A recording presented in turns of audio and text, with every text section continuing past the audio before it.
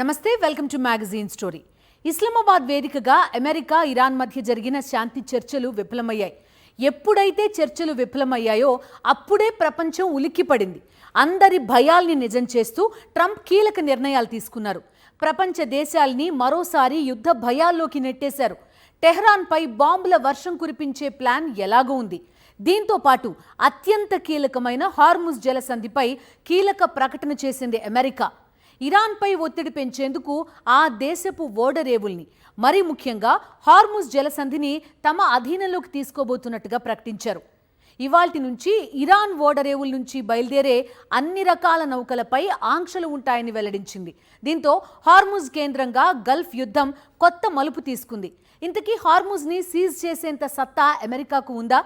గడిచిన నెల రోజులుగా చేయలేని పనిని అగ్రరాజ్యం ఇప్పుడు చేయగలదా?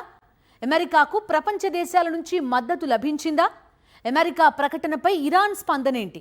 రాబోయే రోజుల్లో యుద్ధం ఎలాంటి మలుపులు తీసుకోబోతోంది? హార్ముజ్ చుట్టూ నెలకొన్న ఈ హై టెన్షన్ ప్రపంచ దేశాలపై ఎలాంటి ప్రభావం చూపబోతోంది? దీనిపైనే ఇవాల్టి మ్యాగజైన్ స్టోరీ. ఇస్లామాబాద్లో జరిగిన అమెరికా ఇరాన్ శాంతి చర్చలు సుమారు 21 గంటల పాటు కొనసాగినప్పటికీ ఎటువంటి ఒప్పందం కుదరకుండా అసంపూర్తిగా ముగిశాయి. ఈ చర్చల ప్రధాన లక్ష్యం యుద్ధానికి ముగింపు పలకడం, అలాగే హార్ముజ్ జలసంధిని మళ్లీ తెరవడం. అయితే అణు కార్యక్రమంపై అమెరికా పెట్టిన కఠిన షరతులు చర్చలు ఫెయిల్ కావడానికి ప్రధాన కారణంగా నిలిచాయి. అలానే ఇరాన్ భద్రత హామీపై ఉన్న అనుమానాలు చర్చల వైఫల్యానికి కారణమయ్యాయి. ఎప్పుడైతే శాంతి చర్చలు ఫెయిల్ అయ్యాయో వెంటనే ట్రంప్ రంగంలోకి దిగారు. తనదైన శైలిలో వరుసగా స్టేట్మెంట్స్ గుప్పించారు. తమ యాక్షన్ ప్లాన్ ఏంటో కూడా అందులో క్లియర్గా చెప్పేశారు. అదే ఆపరేషన్ హార్ముజ్. ప్రపంచ చమురు రవాణాకు అత్యంత కీలకమైన ఈ జలసంధిని దిగ్బంధిస్తామని ట్రంప్ ప్రకటించారు. చెప్పినట్టుగానే ఇవాల్టి నుంచి హార్ముజ్ దిగ్బంధం అమలైంది. అమెరికా వేసిన ఈ ఎత్తుగడ ఫలిస్తుందా? ఇది ఇరాన్ని కార్నర్ చేస్తుందా? అమెరికాకి కలిసొస్తుందా? పశ్చిమాసియాలో యుద్ధ మేఘాలు మరింతగా కమ్ముకుంటున్నాయి.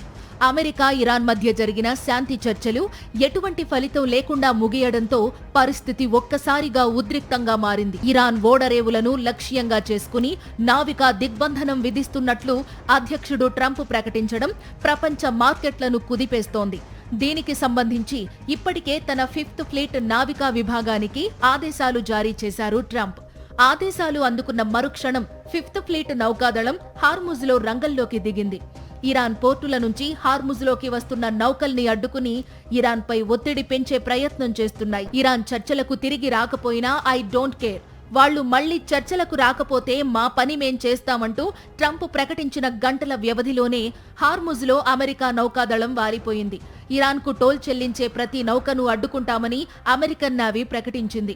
అంతర్జాతీయ జలాల్లో ఆ నౌకల్ని నిలిపివేస్తామని, అలా ఇరాన్ పోర్టుల్ని బ్లాక్ చేస్తామని క్లియర్గా ప్రకటించింది అగ్రరాజ్యం. ఇప్పుడు తమ వ్యాఖ్యల్ని ఆచరణలో చూపిస్తోంది. అమెరికాకు చెందిన ప్రత్యేకమైన మైన్ స్వీపర్ నౌకలు రంగంలోకి దిగాయి.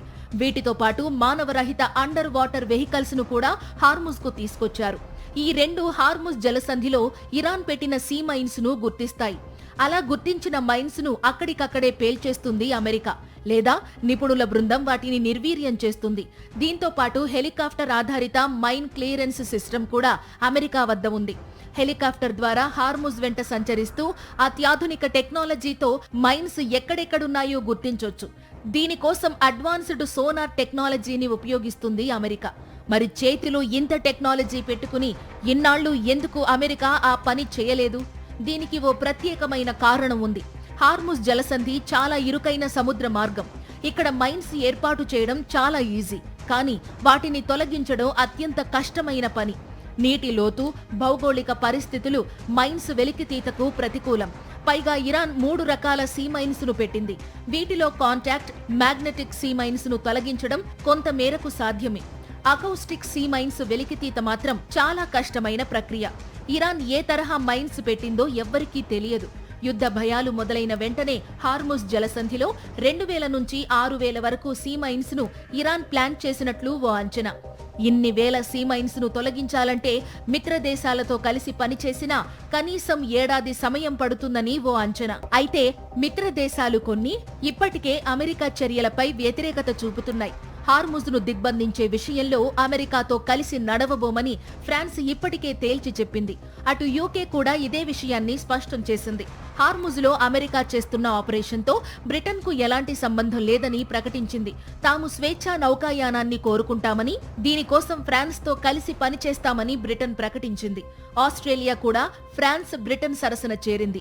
అమెరికాకు సైనిక సహకారం అందించమని ఇప్పటికే తేల్చి చెప్పిన ఆస్ట్రేలియా హార్ముజ్ విషయంలో అమెరికా నిర్ణయాన్ని తప్పుబట్టింది. హార్ముజ్ ఆపరేషన్ కు తమ దేశం దూరంగా ఉంటుందని తేల్చి చెప్పింది. ఈ దేశాలతో పాటు నాటో వైఖరిపై ట్రంప్ తీవ్ర అసంతృప్తి వ్యక్తం చేశారు. ఇరాన్పై చేస్తున్న యుద్ధంలో నాటో దేశాలు కలిసి రావడం లేదంటూ చిందులు తొక్కారు. రష్యా నుంచి యూరోప్ దేశాల్ని కాపాడడానికి అమెరికా $1 ట్రిలియన్ ఖర్చు చేసిందని, ఇప్పుడు అమెరికా కోసం నాటో ముందుకు రావడం లేదని కామెంట్ చేశారు. నాటో దేశాలు మద్దతివ్వనప్పటికీ ఇజ్రాయెల్తో కలిసి ముందుకెళ్లింది అమెరికా. అగ్రరాజ్యం చర్యలతో హార్ముజ్లో దాదాపు 250 నౌకలు నిలిచిపోయాయి. వీటిలో భారత్కు చెందిన నౌకలే 25 ఉన్నాయి. వీటిలో 10 నౌకలు హార్ముజ్ను దాటినట్లు ట్రాకింగ్ డేటా వెల్లడిస్తోంది. మరో 15 నౌకలు మాత్రం చిక్కుకుపోయినట్లు తెలుస్తోంది. ఇవన్నీ LNG, LPG కంటైనర్లే. అమెరికా చేపట్టిన హార్ముజ్ దిగ్బంధనంపై ఇరాన్ నిప్పులు చెరుగుతోంది. అగ్రరాజ్యం తీరును ఎండగడుతూనే ఆర్థికంగా, సైనికంగా గట్టి సవాల్ విసురుతోంది. ముఖ్యంగా చమురు ధరల పెరుగుదలపై ఇరాన్ చేస్తున్న హెచ్చరికలు ఇప్పుడు ప్రపంచ దేశాలను కలవరపెడుతున్నాయి. అమెరికా వైఖరిపై ఇరాన్ విదేశాంగ మంత్రి అబ్బాస్ అరాగ్చి తీవ్ర అసహనం వ్యక్తం చేశారు. పాకిస్తాన్లో జరిగిన శాంతి చర్చల్లో తాము ఒప్పందానికి కేవలం అంగుళాల దూరంలో ఉన్నామని, అయితే అమెరికా తన మొండి వైఖరితో చర్చల్ని నీరుగార్చిందని ఆరోపించారు. మరోవైపు పాకిస్తాన్లో చర్చలకు నేతృత్వం వహించిన Iran parliament speaker Mohammad Bagher Ghalibaf America నిర్ణయాన్ని ఎద్దేవా చేశారు. సోషల్ మీడియా వేదికగా స్పందిస్తూ, ప్రస్తుత పెట్రోల్ ధరలను చూసి ఆనందించండి. మీ దిగ్బంధనం వల్ల త్వరలోనే గ్యాలన్కు $4 నుంచి $5 ఉన్న పాత ధరల కోసం మీరు ఏడ్చే రోజులు వస్తాయి అంటూ అమెరికాను హెచ్చరించారు. బెదిరింపులకు తాము లొంగే ప్రసక్తే లేదని ఆయన తేల్చి చెప్పారు. సైనిక పరంగా కూడా ఇరాన్ తన పంజా విసురుతోంది. హార్ముజ్ జలసంధిలోకి ప్రవేశించే లేదా నిష్క్రమించే ప్రతి నౌకను అడ్డుకుంటామన్న ట్రంప్ హెచ్చరికలకు ఇరాన్ నౌకాదళం ధీటుగా సమాధానమిచ్చింది.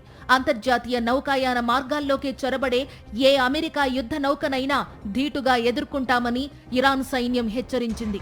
ఈ పరిణామాలతో పర్షియన్ గల్ఫ్ ప్రాంతంలో యుద్ధ వాతావరణం నెలకొంది. అటు అమతీయంగా చమురు ధరలు భగ్గుమన్నాయి. బ్రెంట్ క్రూడ్ ధర అమాంతం 7% పెరిగి $102కు చేరుకోగా WTI ధర $105కు ఎగబాకింది. అటు అమెరికా స్టాక్ మార్కెట్లతో పాటు అంతర్జాతీయ స్టాక్ మార్కెట్లు నష్టాల్లో ట్రేడ్ అయ్యాయి. భారతీయ స్టాక్ మార్కెట్లు కేవలం 8 నిమిషాల్లో 8 లక్షల కోట్ల రూపాయల సంపదను కోల్పోయాయి. ఇప్పటికే గ్యాసోలిన్ ధరలు 38%, డీజిల్ ధరలు 50% పెరగడంతో సామాన్య వినియోగదారులపై పెనుభారం పడుతోంది. ఇరాన్, అమెరికా మధ్య ఉద్రిక్తతలు తలెత్తినప్పుడే అందరి చూపు హార్ముజ్ పై పడింది. అదృష్టవశాత్తు యుద్ధం ప్రారంభమైన తర్వాత అమెరికా చూపు హార్ముజ్ పై పడలేదు. కేవలం ఇరాన్ మాత్రమే హార్ముజ్ ని నియంత్రిస్తూ వచ్చింది. అటు అమెరికా మాత్రం ఇరాన్కి కీలకమైన చమురు స్థావరాలపై దాడులు చేసింది. ఎప్పుడైతే శాంతి చర్చలు విఫలమయ్యాయో హార్ముజ్ జలసంధిపై పూర్తి స్థాయిలో దృష్టి పెట్టింది అగ్రరాజ్యం. దీంతో హార్ముజ్ కేంద్రంగా యుద్ధ జ్వాలలు రగిలాయి. జలసంధిని దిగ్బంధించే కార్యక్రమాన్ని అమెరికా ఇప్పటికే మొదలుపెట్టగా అవసరమైతే అమెరికా నౌకల్ని పేల్చేస్తామని ఇరాన్ గట్టిగా వార్నింగ్ ఇచ్చింది. ఈసారి యుద్ధ జ్వాలలు తారస్థాయికి చేరడానికి కారణమైంది హార్ముజ్. ఈ జలసంధిపై అమెరికా ఇంతగా ఫోకస్ పెట్టడానికి కారణమేంటి? అటు ఇరాన్ మరింత పట్టు పెంచుకునే ప్రయత్నం చేయడం వెనుక రీజన్ ఏంటి? అసలు హార్ముజ్ జలసంధి చరిత్ర ఏంటి? హార్ముజ్ జలసంధి ప్రపంచంలోనే అత్యంత కీలకమైన భౌగోళిక, రాజకీయ, ఆర్థిక ప్రాంతం. శతాబ్దాలుగా తూర్పు, పశ్చిమ దేశాల మధ్య ప్రధాన వర్తక మార్గంగా ఉంది. పర్షియన్ గల్ఫ్, ఒమన్ గల్ఫ్లను కలిపే ఈ సన్నని జలమార్గం పురాతన కాలం నుంచి వర్తక మార్గంగా ఉంది. శతాబ్దాల కిందట సుగంధ ద్రవ్యాలు, పట్టు, ఇనుము రవాణాకు ఇది మార్గం. 16వ శతాబ్దంలో దీనిని పోర్చుగీస్ వారు ఆక్రమించగా తర్వాత బ్రిటిష్ తన ఆధీనంలోకి తీసుకుంది. 20వ శతాబ్దంలో చమురు నిక్షేపాలు బయటపడిన తర్వాత దీని ప్రాముఖ్యత ప్రపంచ స్థాయికి చేరింది. ఎప్పుడైతే చమురు రవాణా మొదలైందో ప్రపంచ ఆర్థిక వ్యవస్థకు హార్ముజ్ జలసంధి జీవనాడిగా మారింది. గల్ఫ్ దేశాల్లో ఉత్పత్తి అయ్యే చమురులో సుమారు 30% ఈ మార్గం ద్వారానే రవాణా అవుతుంది. రోజుకు సుమారు 21 మిలియన్ బారెళ్ల ముడి చమురు ఈ జలసంధిని దాటి ప్రపంచ దేశాలకు చేరుతోంది. Saudi Arabia, Iran, UAE, Kuwait, Iraq వంటి దేశాల ఎగుమతులకు ఆధారం హర్మూజ్ జలసంధి. ఇరాన్కు హర్మూజ్ జలసంధి ఒక శక్తివంతమైన రక్షణ కవచం. ఈ జలసంధిలో ఎక్కువ భాగం ఇరాన్ ప్రాదేశిక జలాల్లో ఉండటం వల్ల అక్కడి నౌకాయానాన్ని పర్యవేక్షించే అధికారం ఇరాన్కు ఉంటుంది. పాశ్చాత్య దేశాలు లేదా అమెరికా తనపై ఆంక్షలు విధించినప్పుడు లేదా యుద్ధ వాతావరణం నెలకొన్నప్పుడు ఈ జలసంధిని మూసేస్తాం అని హెచ్చరించడం ద్వారా ఇరాన్ ప్రపంచ దేశాలను ఒత్తిడిలోకి నెడుతుంది. అలా ఇరాన్కు అతిపెద్ద బలంగా మారింది హర్మూజ్. భౌగోళికంగా ఈ జలసంధి చాలా ఇరుకైనది. దీని వెడల్పు కొన్ని చోట్ల గరిష్టంగా 95 కిలోమీటర్లు ఉంటుంది. ఇరాన్కు సమీపంలోని ఒక ద్వీపం వద్ద దీని వెడల్పు కనిష్టంగా 33 కిలోమీటర్లు మాత్రమే. అయితే భారీ నౌకలు ప్రయాణించడానికి వీలైన మార్గం కేవలం 3 కిలోమీటర్ల వెడల్పు మాత్రమే. ఇంత ఇరుకైన మార్గంలో చిన్నపాటి ప్రమాదం జరిగినా లేదా ఉద్దేశపూర్వకంగా నౌకలను అడ్డుకున్నా మొత్తం రాకపోకలు స్తంభించిపోతాయి. అందుకే ఇక్కడ నిరంతరం ఉద్రిక్తతలు కొనసాగుతూ ఉంటాయి. ఇప్పుడు ఈ మార్గంపై అమెరికా కన్నేసింది. అత్యంత కీలకమైన ఈ 3 కిలోమీటర్ల మార్గాన్ని తన గుప్పెట్లోకి తీసుకుంటే ఇరాన్ తమ దారికొస్తుంది అనేది అమెరికా ఆలోచన. అందుకే తన 5th ఫ్లీట్ నౌకాదళాన్ని ఇక్కడ మోహరించింది. అయితే ఇది స్వేచ్ఛ నౌకాయానానికి భంగం కలిగిస్తుందని, అంతర్జాతీయ ఒప్పందాలకు విరుద్ధమని ఇరాన్ వాదిస్తోంది. అటు ఇరాన్ మాత్రం ఈ మార్గంలో టోల్ ట్యాక్స్ పెడతానంటోంది. ఇది కూడా అంతర్జాతీయ చట్టాలకు విరుద్ధమే. టోల్ ట్యాక్స్ కట్టకుండా హర్మూజ్ లోకి ఎంటర్ అయితే షిప్ ను పేల్చి పడేస్తామని ఇరాన్ హెచ్చరిస్తోంది. టోల్ ట్యాక్స్ కడితే నౌకను కదలనీయమని అమెరికా వార్నింగ్ ఇస్తోంది. దీంతో అంతర్జాతీయ నౌకా రవాణా సందిగ్ధంలో పడింది. ఈ విషయంలో కనీసం ఇరాన్ దగ్గర ఒక బలమైన లాజిక్ ఉంది. అమెరికా ఇజ్రాయెల్ దాడులతో ఇరాన్ రాజధాని టెహ్రాన్ తీవ్రంగా నష్టపోయింది. దానికి నష్టపరిహారం అడుగుతోంది ఇరాన్. ఒకవేళ ఆ 2 దేశాలు పరిహారం చెల్లించకపోతే హర్మూజ్ లో వచ్చే నౌకలపై టోల్ ట్యాక్స్ పెట్టి డబ్బు సమకూర్చుకుంటామని చెబుతోంది. సో హర్మూజ్ లో టోల్ ట్యాక్స్ ఉండకూడదు అనుకుంటే అమెరికా, ఇజ్రాయెల్ కలిసి ఇరాన్ కు నష్టపరిహారం చెల్లిస్తే సరిపోతుంది. కానీ దీనికి ఆ 2 దేశాలు ఒప్పుకోవటం లేదు. పైపెచ్చు హర్మూజ్ ను ఆక్రమించే ప్రయత్నం చేస్తోంది. ప్రపంచంలోనే అత్యధికంగా చమురు, గ్యాస్ నిల్వలున్న 2వ దేశం ఇరాన్. ప్రపంచంలోని మొత్తం చమురు నిల్వల్లో 12% నిల్వలు ఇరాన్ భూగర్భంలోనే ఉన్నాయి. వెనిజులా, సౌదీ అరేబియా తర్వాత అత్యధిక చమురు నిల్వలున్న దేశం ఇరాన్. ముడి చమురును అత్యధికంగా ప్రాసెస్ చేసే దేశాల్లో ఇరాన్ 9వ స్థానంలో ఉంది. గల్ఫ్ దేశాలు ఉత్పత్తి చేసే దేశాల్లో 24% చమురును ఇరాన్ ప్రొడ్యూస్ చేస్తోంది. ఇలాంటి దేశంపై అమెరికా ఆంక్షలు విధించింది. 2018 కంటే ముందు దక్షిణ కొరియాకు ఇరాన్ చమురు అమ్మింది. ఈ అమ్మకం విలువ $600 కోట్ల.